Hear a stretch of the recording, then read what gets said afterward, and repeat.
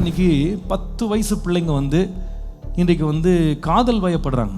அவங்களுக்கு காதல்னா என்னன்னு தெரியும், வாழ்க்கைனா என்னன்னு தெரியும், வருங்காலம்னா என்ன யோசிக்கிற கூட அவங்களுக்கு திறமை கிடையாது. ஆனால் அந்த தனிமை என்ன சொல்லுதுன்னா, சும்மா பேசிகிட்டு இருக்கலாம், சும்மா பார்க்கலாம், என்ன பேச போகிறோம், ஏதாவது அஜெண்டா இருக்கா, பேசுறதுக்கு ஏதாவது டாபிக் இருக்கா, ஒன்றும் கிடையாது.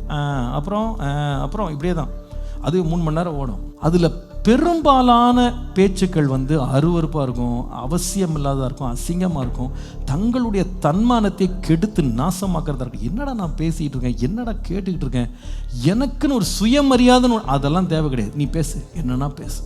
ஏன்னா அது என்ன பண்ணுதுன்னா அவங்களுடைய இமோஷன்ஸை ஃபீட் பண்ணிகிட்டே இருக்கும். இது ரொம்ப கோரமான ஒரு பசி. தனிமையில் சிக்கின பிள்ளைங்களுக்கு இது ஒரு பயங்கரமான ஒரு பசி. அவங்களுக்கே தி லூஸ் கண்ட்ரோல்.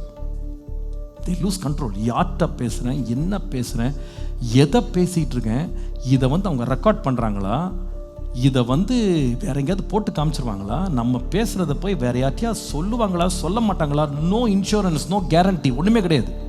இன்னைக்கு நம்ம பேசுகிறோமே, இந்த வார்த்தை வெளியே போச்சுன்னா நம்ம நாளைக்கு தலை காட்ட முடியுமா? நம்ம மான மரியாதை என்னாச்சு, யோசிக்கிறதே கிடையாது. பேசு, ஏன்னா எனக்கு வேற வேலை ஒன்றும் இல்லை, பேசுனா என்ன, பேசு. I am so lonely. ஏங்க, நான் இது வாலிப பிள்ளைங்களுக்கு மட்டும் பேசலை, கல்யாணமான ஆளு கூட இந்த சோதனையாக இருக்குது. தனிமையில் மாட்டிக்கிட்டவங்களுக்கு, ஒரு தகாத உறவில் போய் மாட்டிக்கிட்டு இதுடைய பின்விளைவு என்ன, என் குடும்பம் என்ன நிலைமைக்கு போகும், என் பிள்ளை என்ன நிலைமைக்கு வருவான், என் மனைவி நிலைமை என்ன, என் கணவனுடைய நிலைமை என்ன, என் குடும்பத்தினுடைய மானம் எங்கே போகும், யோசிக்கிறதே இல்லைங்க. சும்மா பேசு, அப்படியே பேச பேச பேச பேச தூண்டுவான் பாருங்க. அவன் செய்கிற மிகப்பெரிய ஒரு வஞ்சனை.